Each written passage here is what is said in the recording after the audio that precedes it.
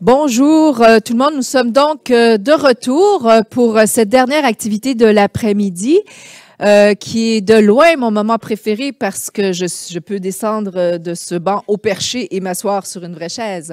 Mais non, c'est pas vrai. C'est pas pour ça que c'est mon moment préféré, mais c'est parce que c'est le moment des découvertes. Et ça, je trouve ça bien excitant. Donc, mon projet en 5 minutes, ce qu'on vous propose comme activité, c'est vraiment de vous donner l'occasion de faire un petit tour, un tour d'horizon, un survol de quelques projets donc qu'on a trouvé particulièrement novateurs et intéressants en matière de la façon et de la manière dont ils permettent de favoriser la découvrabilité des contenus culturels. Donc, mon projet en 5 minutes, ce sera la présentation de, attendez, il faut que je compte, 1, 2, 3, 4, 5, 6 projets. Je vais les inviter tour à tour, donc, à venir prendre place et vous faire la présentation de 5 minutes. Et on va tout simplement, donc, rouler d'une présentation à l'autre comme ça, de manière qui va nous amener tranquillement vers le cocktail. Voilà.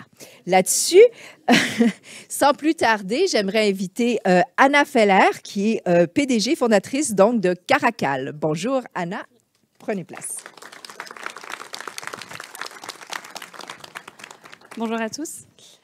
Alors, moi, je vais vous présenter Caracal, mon entreprise du coup, que j'ai cofondée il y a quelques années. Concrètement, j'interviens... déjà, je remercie très chaleureusement toute la délégation France-Québec pour l'invitation et l'opportunité de présenter Caracal dans ce contexte de découvrabilité. Parce que vous allez voir que... alors, nous, on prend un peu un pas de côté par rapport à ce qui a été présenté, côté algorithme et métadonnées, mais on est bien dans le sujet. Donc, Caracal, concrètement, on a décidé, nous, de faire de la recommandation.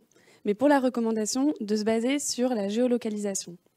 Donc on est vraiment sur cette idée de se dire, on veut essayer de faire découvrir des territoires, on veut essayer de faire découvrir des initiatives qui se passent sur ces territoires. Et pour mettre en lien, on va dire, la découvrabilité des contenus numériques et la découvrabilité des contenus in situ, on a créé un ensemble d'applications, une application mobile, une application embarquée, qui va permettre de géolocaliser du contenu. Donc, comme on est dans la géolocalisation, en fait, on est dans un cas d'usage de mobilité. Donc, la mobilité, ça nous a un peu obligés, mais on était très contents de le faire, de nous concentrer sur l'audio. Parce que, déjà, quand on conduit, bon, c'est assez limpide, on est plus à l'aise avec un contenu qui n'est pas visuel, et c'est beaucoup plus prudent pour tout le monde. Mais sur l'application mobile aussi, souvent, c'est du transport, on est en train de se balader ou ce genre de choses. Donc, c'est quand même beaucoup plus confortable d'être sur du contenu audio. On a donc les deux applications.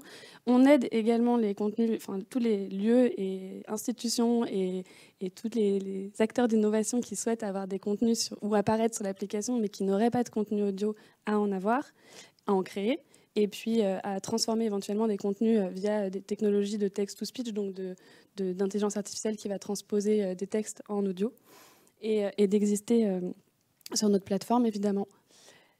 Concrètement, on a des outils, c'est ça qu'on met à disposition. Nous, on n'est pas créateur de contenu, on vient optimiser, faire découvrir les contenus qui existent déjà. Et là, je vous ai mis une petite image totalement inspirante, on va dire, mais on envoie des notifications, pas toujours, et avec plein de côtés très raisonnables, parce que forcément, on sait tous que les notifications, ça peut être très agaçant. Donc, sur l'application mobile, on fait attention à respecter certaines choses. Sur l'application voiture, le cas d'usage est un peu différent, mais l'idée c'est ça, c'est vous passez à côté de quelque chose, vous n'avez absolument pas idée que la chose existe ou pas d'ailleurs, que le lieu est visitable ou non, et que vous le connaissiez ou pas, vous avez une petite notification et la possibilité de le trouver sur une carte autour de vous. Pour vous montrer un peu à quoi ça ressemble, c'est de l'autre côté. La carte ressemble à ça. Vous pouvez cliquer et puis voir les contenus. Ça peut être des contenus très inspirants, de témoignages, de voix, de personnes qui racontent des choses. Ça peut être des contenus beaucoup plus terre-à-terre qui vont dire vous êtes passé à côté d'un lieu précis qui vous raconte l'histoire du lieu. Ça dépend un peu. Je vous ai mis quelques chiffres juste pour que vous sachiez un peu à quoi ressemble la communauté actuellement. On a lancé l'application il y a quelques années déjà, mais plus en POC. Donc là, elle vient de ressortir depuis le mois d'août. Et donc, on est vraiment... les chiffres que vous voyez là, c'est les chiffres depuis le mois d'août, avec du coup 240 contributeurs, donc 240 entités différentes sur le territoire français qui nous ont communiqué leur contenu. Et plus de 12 000 contenus sourcés. Et puis vous pouvez d'ailleurs télécharger l'application puisqu'on en a mis pour l'occasion sur le territoire québécois et particulièrement à Montréal. On on n'a pas eu le temps de publier beaucoup, mais vous en avez quand même 85 sur le territoire québécois, et on en a sourcé plus de 360, donc en quelques jours en fait, pour être tout à fait honnête. Donc ça veut dire qu'il y a un beau potentiel de contenu sonore à géolocaliser sur ce territoire, et ça nous fait très très plaisir. On a un outil. Je vois qu'il me reste une petite minute, alors je ne vais pas trop développer, vous n'hésitez pas à venir me poser des questions. Un outil qui permet de sortir, on revient là sur le sujet des métadonnées, forcément pour géolocaliser un contenu ou pour le transformer et pour bien le répertorier, on a aussi des questions qui touchent à ces sujets de métadonnées, notamment de localisation, donc une adresse. Donc nous, on a un outil qu'on est en train de terminer de développer, qui sera bientôt disponible, pour pouvoir permettre sur n'importe quel contenu de faire de la sélection d'entités et puis d'identifier le lieu dont il est question, et de pouvoir publier sur Caracal, ou si c'est des contenus qui n'ont pas forcément lieu de manière audio ou quoi que ce soit d'être géolocalisés, de pouvoir utiliser ces informations pour par exemple une radio qui voudrait valoriser ses archives et avoir une idée de se dire voilà, j'ai couvert ce territoire de telle manière et ça m'intéresse pour savoir où est-ce que je vais faire mes reportages futurs. Mais nous, c'est quelque chose qu'on peut faire et puis pas forcément après publier les contenus. Pour la radio, on veut bien publier, mais par exemple sur des contenus télévisuels, on n'a pas de système de vidéo. Voilà. On cherchait des partenaires et des clients, mais bon, je vous le dirai plus tard. J'ai déjà écoulé le temps. Je vous mets juste mon contact et évidemment, je me tiens à votre disposition pour répondre à vos questions et échanger sur vos projets. Merci beaucoup. Merci. Anna, merci énormément donc pour cette présentation qui est amenée de manière très rondement. C'était parfait. Merci beaucoup. Et effectivement, si je ne m'abuse, la plupart d'entre vous, tous et toutes, seraient également au 5 à 7. Donc, ce sera absolument l'occasion pour tout le monde de pouvoir approcher tous ces entrepreneurs et entrepreneurs pour pouvoir aller plus loin dans l'exploration de leurs projets. Alors, merci beaucoup. Monsieur Baudouin-Martelet, donc, vous êtes cofondateur de CaseUp. Je vous laisse présenter votre projet. Bien sûr. Du coup, bonjour à tous. Je suis Baudouin Martelet, cofondateur de CaseUp et je viens de Belgique. Sûrement pour la majorité d'entre vous, vous étiez au Café Belge hier. Et justement, j'ai rencontré quelqu'un au Café Belge, John. Du coup, voilà, John est créateur d'une entreprise qui s'appelle Baby Rise et qui vend des produits pour bébés sur un site e-commerce. Et voilà, John, il a 2 employés. C'est une très petite entreprise et malgré qu'il sourit bien sur la photo, il a beaucoup de tâches. Et ces tâches, en fait, ça impacte sa vie personnelle. Parce qu'en gros, il a beaucoup de tâches comme faire des commandes, les livraisons, le support client. Et comme vous voyez, réseaux sociaux. Mais il y a une petite différence, non ? Il est écrit en très petit. Il est écrit en très petit. Et il y a une raison pour ça. Parce qu'en fait, John, il n'est pas seul. Il n'est pas seul. Il y a d'autres entreprises, comme vous, par exemple, des indépendants et des très... Est-ce que vous m'entendez ? Merci. Du coup, voilà. Ils vont le mettre à la régie. Ok. Parfait. Du coup, voilà. John Doe, ça peut être très bien l'un d'entre vous. Par exemple, en fait, on voit que la génération de contenu, faire du contenu pour son entreprise peut en moyenne prendre 15 heures par semaine. C'est un temps très conséquent. Non seulement de ça, il y a aussi, sur le long terme, il peut y avoir un manque de discipline énorme. Et bien sûr, John, ayant seulement 2 employés, il ne peut pas engager un community manager et il ne sait pas non plus comment performer sur les réseaux. Et c'est là que la solution CaseUp intervient. Alors, qu'est-ce qu'on va pouvoir faire pour John et pour tout le monde ici bien d'entre vous? C'est générer du contenu tout en prenant votre identité. C'est-à-dire qu'on va prendre votre brand, on va analyser vos posts antérieurs, voir votre manière d'écriture, vraiment générer toute une identité autour de vous. Et avec cela, nous allons créer un modèle qui va prendre les tendances de chaque réseau social et vraiment créer le post parfait. Ça va vous économiser un temps dingue. Vous allez passer de 15 heures semaine à peut-être grand maximum, 1 heure semaine. Et bien sûr, vous allez avoir une grosse croissance d'audience. Mais ce n'est pas tout. Il n'y a pas seulement la publication des posts. Il y a aussi, bien sûr, recevoir du feedback. Vous voulez savoir si votre contenu est positif, négatif, recevoir du feedback, améliorer pour le futur.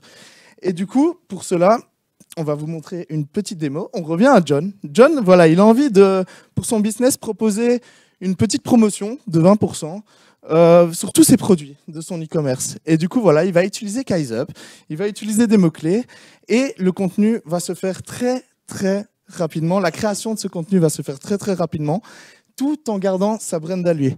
Voilà, du coup, voilà, ici, on peut voir une image générée vraiment avec les couleurs, la palette de couleurs, tout ce qu'il génère. Et ici, voilà. C'est déjà publié, c'est tellement fantastique.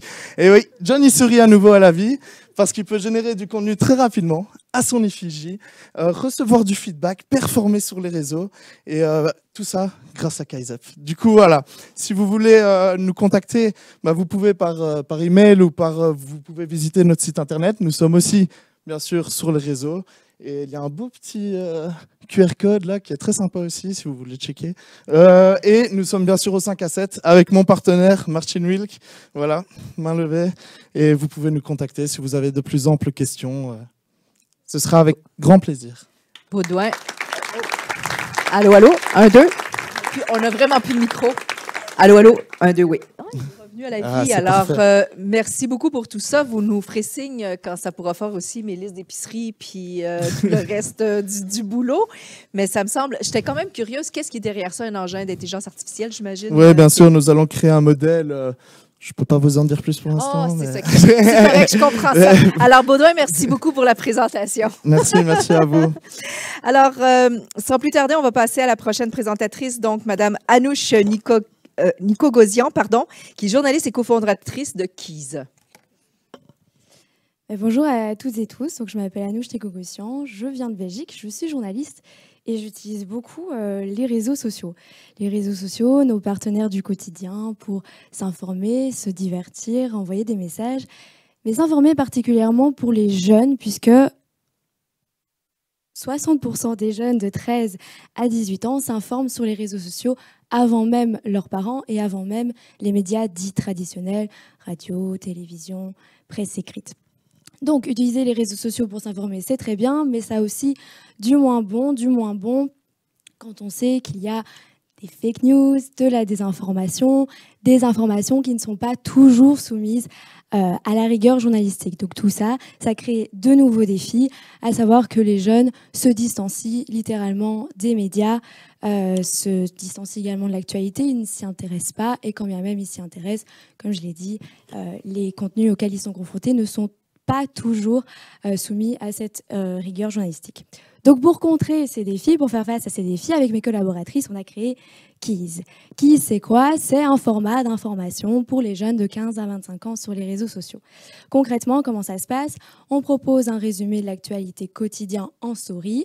On propose également des contenus d'éducation aux médias, particulièrement sur Facebook et Instagram, puisque c'est là que les jeunes sont les plus présents, en plus de TikTok.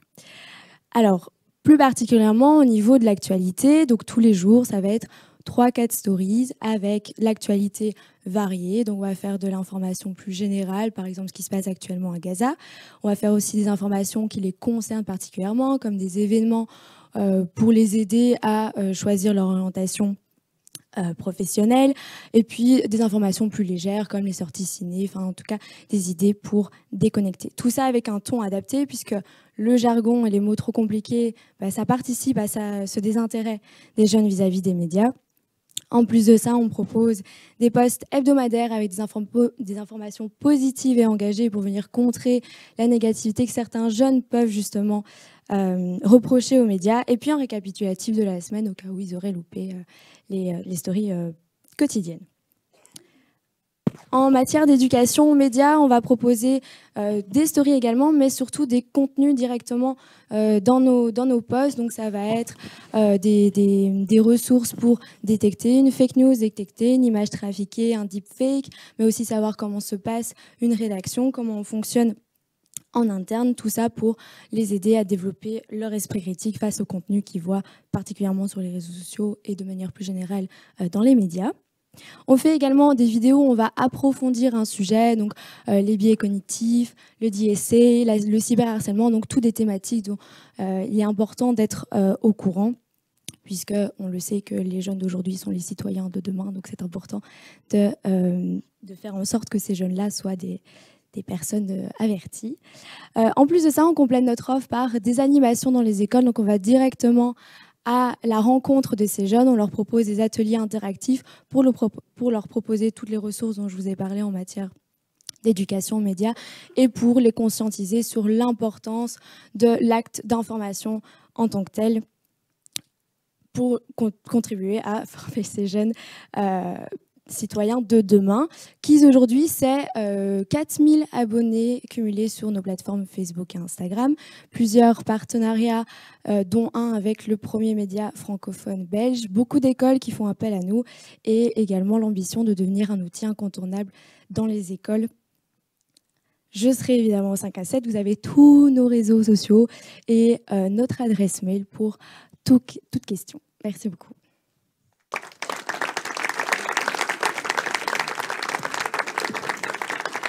Merci énormément, Anouche. Alors, sans plus attendre, on va passer tout de suite à la prochaine présentatrice, Hélène Perret, directrice et fondatrice de Unenlish Studio.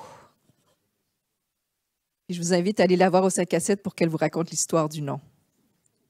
Oui, je le raconterai seulement si vous venez me voir au 5 à 7 après. Parce que vous savez déjà pourquoi Exactement. Nous avons ce nom si curieux. Voilà. Donc bonjour à tous et à toutes.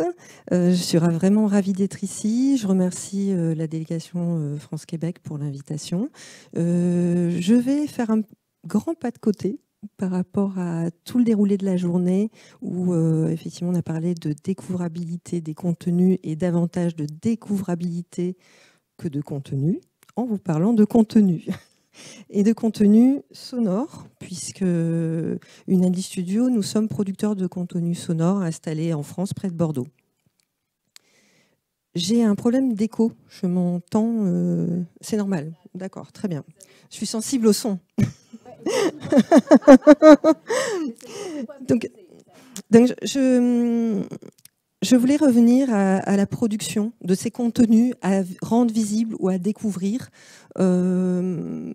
parce que je voulais vraiment rappeler que quand on est créateur de contenu, quand on est artiste, qu'on produit des contenus, on a dès le départ, quand on a une première idée, l'envie que ce qu'on va produire soit visible et découvrable. On ne produit pas dans le vide, on produit pour un public, on produit pour le présenter, pour être écouté, pour être lu. Et donc, c'est pour moi important de dire que dès la chaîne de départ de production de contenu, on a ce souci-là de la visibilité, de la découvrabilité. Alors, je vais revenir sur le son. Le son, choisir le son au départ pour produire du contenu. En ce moment, c'est plutôt tendance. Donc, c'est quelque chose qui l'écoute de format sonore prend beaucoup d'ampleur. On écoute tous de plus en plus de podcasts. Il y a de l'audio partout sur les réseaux sociaux, un petit peu partout. Donc, c'est une façon, dès le départ, d'imaginer en tant que producteur être plus visible et plus peut-être découvrable, sachant également, une petite précision, que le son est beaucoup moins énergivore en termes de données, et un petit peu plus vert que tout ce qui est vidéo, VR, etc., et qui permet de communiquer aussi à distance avec les personnes. Donc, je vous présente rapidement notre société. Donc, nous, on est vraiment des producteurs de création sonore. On a un ADN vraiment artistique. On vient de la musique contemporaine, des musiques électroacoustiques, des arts sonores dans le domaine de l'art contemporain. Et c'est ce qui va vraiment colorer toutes nos productions, toutes nos démarches, y compris quand on est producteur de contenu pour des établissements culturels. On a beaucoup de clients qui sont des musées, des sites patrimoniaux. On a aussi une démarche de médiation autour du son et de l'écoute. On développe des ateliers de création de pratique de la création sonore et des podcasts avec des publics. On monte des productions avec des publics également. Et on s'est toujours soucié de diffuser nos créations en ligne, ou en tout cas avec des outils numériques. Donc on a développé des outils.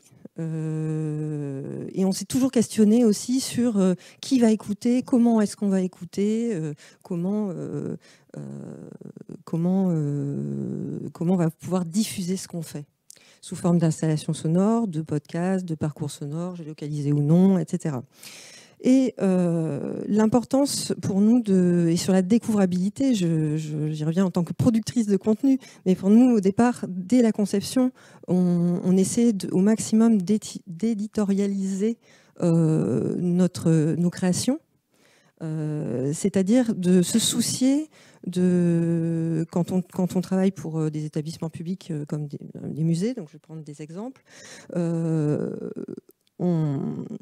on se soucie donc de transmettre des savoirs et des contenus scientifiques, historiques, patrimoniaux, qui nous sont confiés par nos clients. Donc, à nous d'en proposer une réécriture, une interprétation créative, mais qui soit quand même respectueuse des contenus qui nous sont transmis et qu'on ne doit pas dévoyer jusqu'à les transmettre au public ciblé. Donc, je parle de médiation.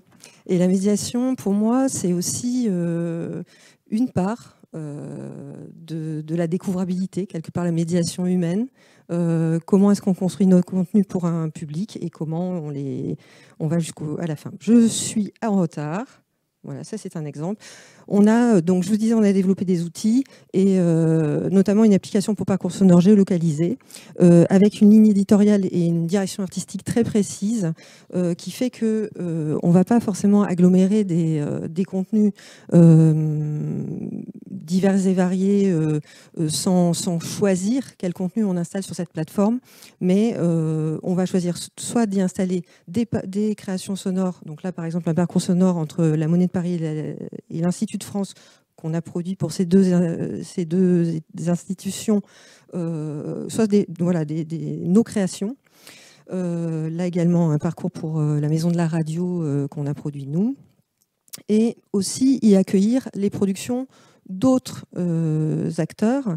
Donc là, le Printemps des Poètes 2023, on héberge sur notre application les Voix sans frontières, donc des productions RFI Labo et avec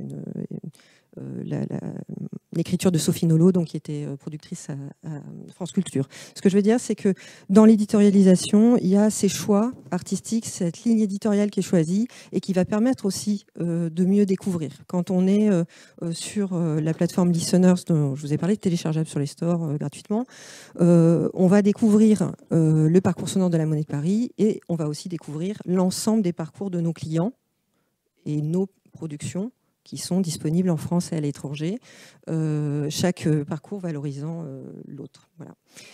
Et enfin, la question, c'est toujours aussi développer des formats d'écoute différents, sur site, à distance et sur site, et uniquement à distance. Et dans tous les cas, en tant que producteur de contenu, on aura besoin d'être mieux informés, d'être mieux formés sur tous les outils qui nous ont été présentés depuis ce matin. Et nos clients, établissements publics notamment, ont besoin aussi de mieux connaître ces outils et d'y être formés, parce qu'on a très peu de retours sur ce qu'on fait, alors que le but, c'est vraiment de toucher les publics et de savoir comment on les touche, qui on touche et quand. Et ça, on manque d'infos quand on est producteur, on a manque de retours. Voilà. Voilà. Et j'ai tout dépassé, je suis désolée. C'est très bien, Hélène, merci beaucoup. Merci infiniment. Très bien, et vous êtes quand même arrivé au bout de vos slides, c'est très bien. Donc, très bien. Donc, on va passer tout de suite à Monsieur Louis Taris, qui est cofondateur de la société Bridge Audio. Je vous laisse la parole. Et le verre d'eau. Notre verre d'eau partagé. On s'est rendu compte tout à l'heure qu'il y avait beaucoup de verre d'eau sur la table, on n'était plus sûr de... Bonjour à tous. Alors moi déjà désolé, mais à cause d'un petit problème technique dont je suis l'unique responsable, j'ai pas de slide. Donc j'espère que vous avez une meilleure mémoire auditive que visuelle. Bridge Audio, du coup, c'est une solution qui vise à améliorer la productivité et la découvrabilité des contenus audio, et en particulier musicaux. Donc on le pitch vraiment comme ça, donc j'ai rien eu à changer pour m'adapter au thème de la journée. La découvrabilité, c'est particulièrement un enjeu dans la musique et dans l'audio, parce qu'il y a eu une explosion du nombre de contenus récemment. Il y a 3 ans, il y avait 50 000 nouvelles tracks par jour sur les plateformes de streaming, donc sur Spotify et Deezer, globalement. Il y a 1 an, on est passé à 80 000 nouvelles tracks par jour. Il y a 3 mois, à 100 000 nouvelles tracks par jour. Et il y a 1 mois et quelques, à 140 ou 100, je sais plus combien, 140 ou 150 000 nouvelles tracks par jour. Donc c'est juste monstrueux comme quantité. Et c'est vraiment, il y a une croissance exponentielle, notamment due à la facilité de produire de la musique aujourd'hui. C'est beaucoup plus facile qu'il y a 40 ans.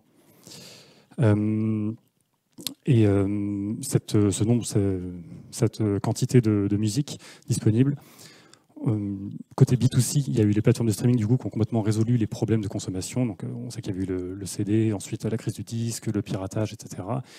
Mais donc il y a tout l'enjeu de découvrabilité post-sortie des sons. Mais en amont, il y a aussi tous les enjeux de découvrabilité entre les professionnels pour arriver jusqu'aux plateformes de streaming. Et autant donc, Spotify, Deezer ont complètement solutionné tous les problèmes de consommation. Côté en amont des sorties, côté B2B, c'est une cacophonie. Il n'y a aucun outil de gestion et de workflow dédié vraiment à la musique. Donc on utilise un mélange de Dropbox, Google Drive, WeTransfer. Et quand il faut essayer de sortir du lot, justement, parce qu'il y a beaucoup de contenu, et mettre en avant sa musique, quoi de pire qu'un vieux fichier dans un WeTransfer qui a périmé. Voilà. Donc, bon. Du coup, Bridge Audio, c'est un peu une solution en 2 parties. Donc la partie productivité, on propose des workspaces intelligents. Des workspaces intelligents sur lesquels, en fait, c'est une librairie collaborative mais privée, donc sur lequel un membre d'un groupe ou un label va pouvoir inviter le reste de son équipe. Et donc c'est comme une sorte d'iTunes en ligne, voilà, collaboratif et privé, sur lequel on va pouvoir uploader son catalogue, le taguer avec notre IA de description sur laquelle on travaille depuis quasiment 10 ans, donc de manière très fine pour avoir vraiment pour enrichir au maximum le contenu. On va pouvoir le partager avec des fonctionnalités, déjà en choisissant la manière de le présenter, donc avec une cover, en mettant toutes les pièces jointes nécessaires, donc fiches techniques, press kit, bio, images, etc. Et en décidant de la manière dont on veut partager. Donc, quand on partage, on veut pouvoir décider si le destinataire peut uniquement streamer ou télécharger en MP3 ou en qualité originale. Voilà, donc il n'y a aucun outil qui permet de faire ça aujourd'hui, donc on est obligé de jongler entre différents.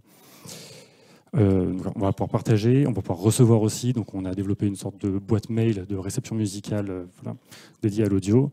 Il y a du tracking sur tout ce qu'on partage, donc ça permet de faire du suivi ensuite. Donc dès que quelqu'un a écouté, streamé, téléchargé, on est notifié, on peut relancer la personne. Et ça permet aussi de réduire l'impact environnemental parce que entre tous les maillons de la chaîne de production de la musique, donc créateur, ingé son, ingé mix, ingé master, manager, label, publisher, sync broker, etc., etc. En fait, chaque fichier est stocké une 50aine de fois avant d'arriver sur les plateformes. Donc l'avantage d'avoir un standard d'utilisation dans la musique, ça permet d'avoir un fichier stocké une fois et simplement des accès au fichier. Voilà. Donc on peut réduire par quasiment 50 à 100 l'empreinte écologique de stockage dans la musique. Là, c'est pour la partie productivité, mais qui a un énorme enjeu de découvrabilité puisque c'est la manière dont on promeut sa musique auprès des professionnels.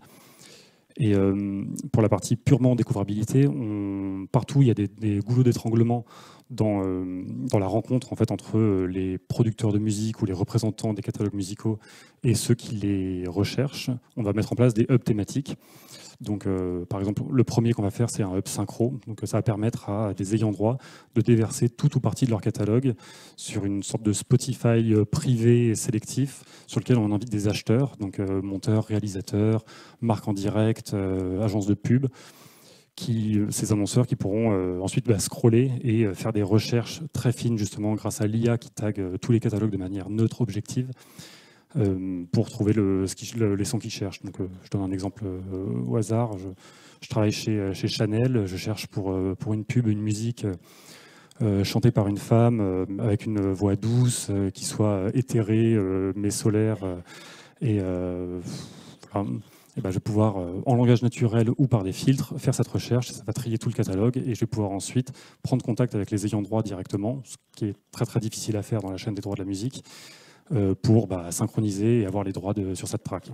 Et Bridge n'est pas une marketplace, donc on ne prend aucune commission. Donc en plus, c'est toujours un problème dans la synchronisation musicale, c'est qu'il y a énormément d'intermédiaires. Donc souvent, l'ayant droit se retrouve avec 30 à 40% du prix de la synchronisation, sachant que c'est des montants considérables dans la musique. Et alors que là, tout peut aller dans la poche de l'ayant droit. Voilà, je crois que je vous ai dit à peu près tout sur Bridge. Et voilà, moi, je remercie beaucoup toute la délégation du ministère, donc Alexandre, Véronique, Christophe et Marie pour l'organisation. Voilà. Bravo.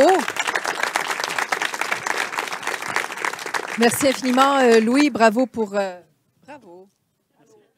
C'est surtout les gens qui sont en ligne, en fait, qui vont en pâtir. Je suis certaine que vous m'entendez au fond de la salle, mais quoi qu'il en soit, bravo, très impressionnant. Donc, quand même, une présentation de 5 minutes sans support visuel. Alors, merci beaucoup. Nous allons passer maintenant donc à Jessica Benketrit, qui est directrice développement Canada, donc pour le groupe Caféine. Je vous laisse présenter Jessica. Merci. Bonjour à tous et à toutes. Donc moi, je suis là pour vous parler de Caféine. Il ne se passe rien. Ah, voilà, il se passe. Donc Caféine, c'est une plateforme de streaming d'informations. En fait, on agrège sur une plateforme des journaux, des magazines et des médias en ligne, et on donne accès à ce catalogue sur abonnement, comme peut le faire un Spotify dans la musique ou un Netflix dans la vidéo. C'est une société qui a été créée en France en 2006 et qui aujourd'hui est présente aussi aux Pays-Bas, en Grande-Bretagne et au Canada depuis 2 ans, avec un catalogue notamment québécois et canadien. La question qu'on se pose, nous, chez Caféine, c'est comment continuer à valoriser la presse dans un contexte où la transition digitale dans la presse est toujours en cours. On a une distribution papier qui est en baisse, on a un réseau physique de distribution qui diminue également. Il y a de moins en moins de points de vente de magazines et de journaux. Et on a aussi, comme ça a été évoqué tout à l'heure, un problème de détournement de l'attention vers les réseaux sociaux, avec tous les problèmes que ça engendre de fausses informations, bulles informationnelles, etc. Donc ça, c'est un peu les enjeux auxquels on essaie de répondre avec Caféine. J'ai une petite vidéo pour vous montrer à quoi ressemble ce qu'on fait. On n'a pas la musique, mais vous avez l'image. Je ne vais pas chanter.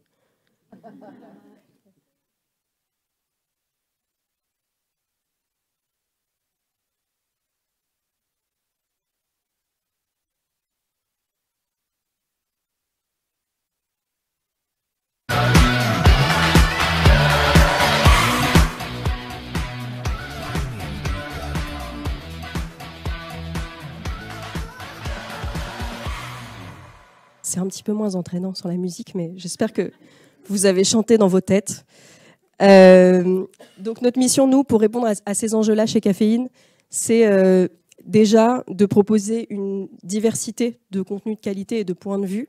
On n'est pas là pour prendre parti, pour valoriser une presse plutôt qu'une autre. Vous allez retrouver à la fois tous les points de vue politiques, mais aussi toutes les thématiques qui sont représentées dans la presse, que ce soit l'actualité, mais aussi, pourquoi pas, la cuisine, le sport, la décoration et toutes les thématiques qui peuvent être intéressantes. On essaie aussi de démocratiser l'accès à l'information. Aujourd'hui, tout le monde n'a pas le même accès à l'information, que ce soit pour des raisons financières. Ça coûte cher de payer pour des médias et on ne peut pas non plus acheter 50 journaux et magazines tous les mois. Et pour des raisons géographiques aussi, on n'a pas toujours accès à l'information. L'intérêt d'une plateforme en ligne, c'est qu'on va aussi aller traverser des frontières. Par exemple, on a des magazines québécois qui sont sur la plateforme, qui sont lus en France et vice-versa. On peut donner une visibilité qui est beaucoup plus grande que juste là où ce qu'on aurait atteint avec un réseau physique. On est aussi une société totalement indépendante, donc on est une vraie alternative aux GAFA.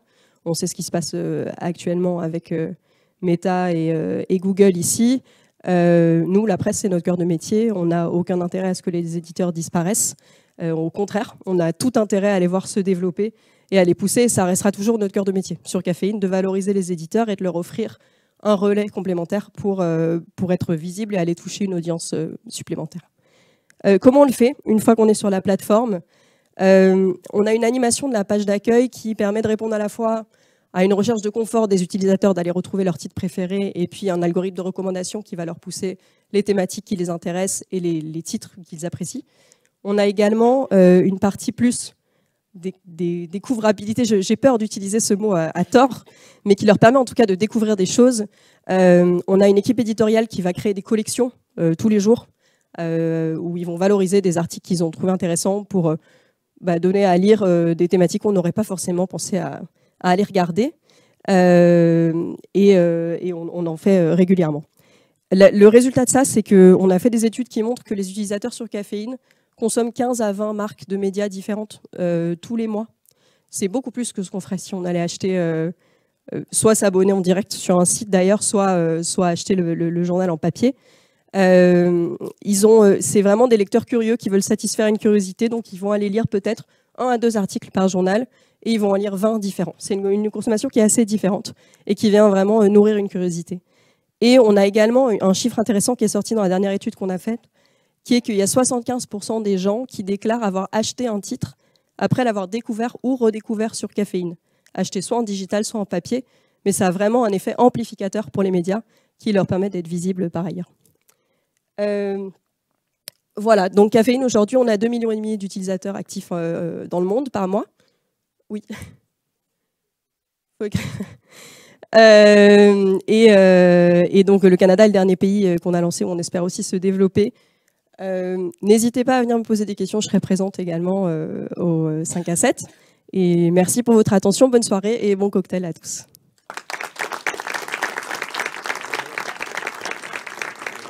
Merci énormément, Jessica. Merci beaucoup. Alors, écoutez, ça nous amène à la fin de cette incroyable journée. Merci à tous nos présentateurs et présentatrices. C'était vraiment rafraîchissant. On a beaucoup réfléchi aujourd'hui. Vous nous avez permis de voir et de reconnecter un peu, en fait, tous les morceaux du puzzle.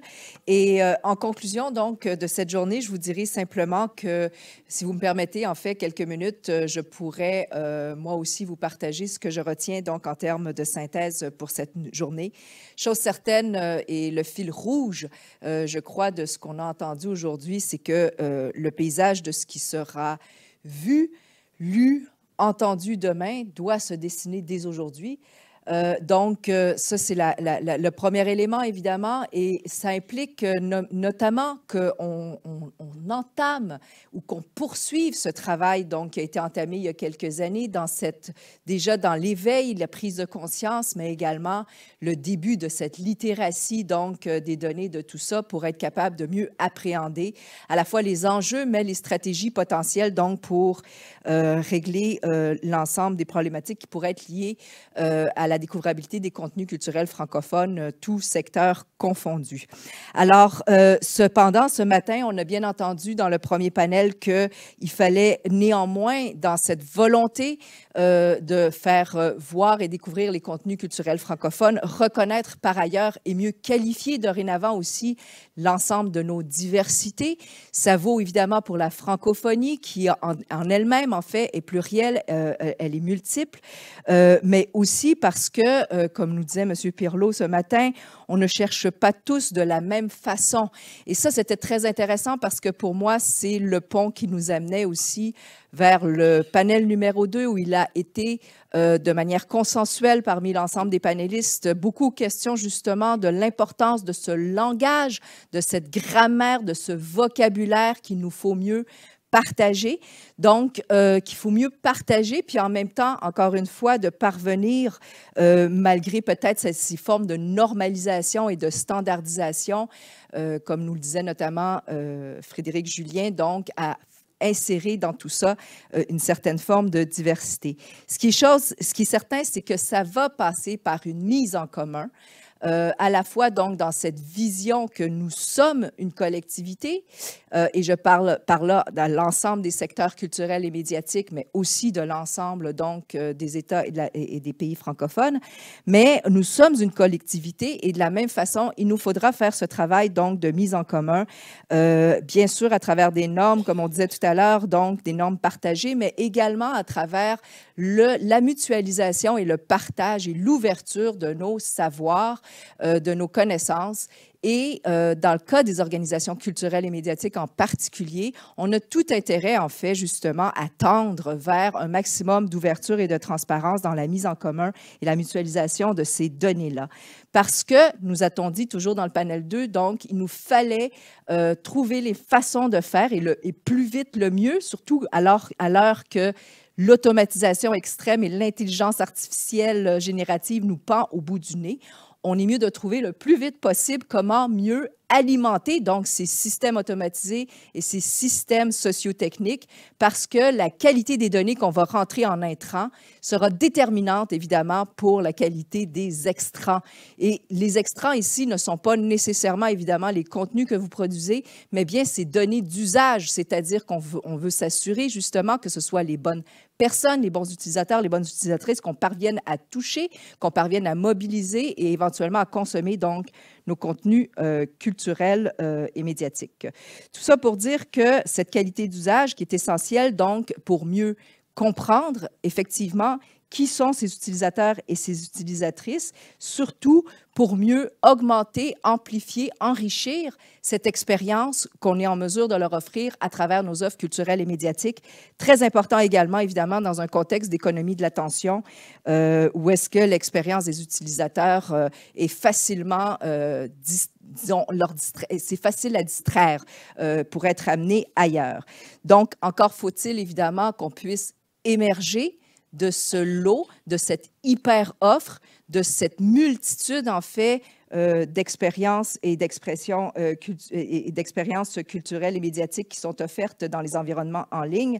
Encore faut-il aussi trouver une façon d'étendre, et je reviens encore ici peut-être à ce que Guillaume Blum disait dans le panel numéro 1, notre conception de la découvrabilité pour la rendre beaucoup plus longitudinale par rapport à la capacité d'évoluer dans le temps, mais aussi beaucoup plus intersectorielle et par là aussi de commencer à explorer des nouvelles conceptions pour la découvrabilité, notamment aussi pour mieux la reconnecter et l'articuler avec ce qu'on a besoin de faire découvrir hors ligne et ce qu'on a besoin d'offrir comme expérience culturelle aussi sur les territoires et in situ ou même dans le cas du spectacle vivant, donc de manière un peu plus éphémère.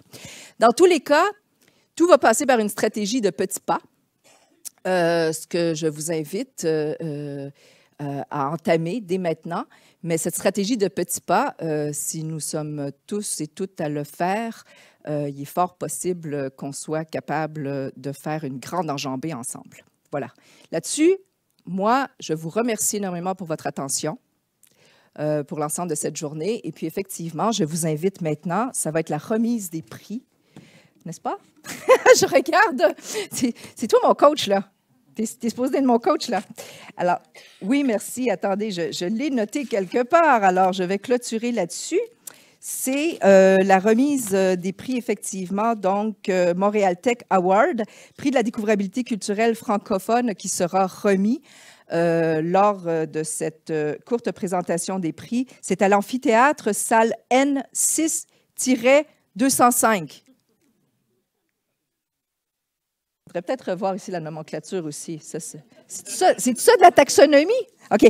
Là, prix découvrabilité culturelle francophone sera remis, mais tout ça remis conjointement donc entre le ministère de la Culture et des Communications du Québec, le ministère de la Culture de la France, qui, je vous le rappelle, à travers cette stratégie commune donc pour la découvrabilité, nous ont réunis lors de ce 3e rendez-vous. Je vous remercie. Je vous souhaite une excellente fin de journée.